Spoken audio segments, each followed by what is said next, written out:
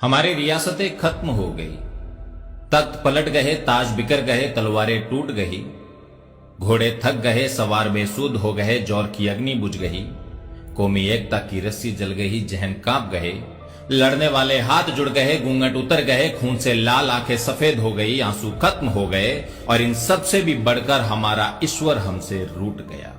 बच गई तो झूठी शान की मूंछें, शराब की लत, 36 कौम की बातें करने वाले कौमी, कांग्रेस और बीजेपी के पिट्टू, घर भरने वाले सेठ, ठासे ठासे के लिए लड़ते रिश्तेदार और सबसे बढ़कर कुछ बच गए तो कौम की हालात के लिए आंसू बहाने वाले कौमी रक्षक। ये रक्षक लाठियां खा रहे हैं, किसके लिए?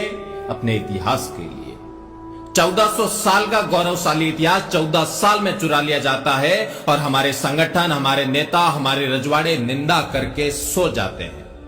अरे हम उस मां के बेटे हैं जो कहती थी मर जाना पर युद्ध भूमि से भागकर मेरा दूध मत ल जाना।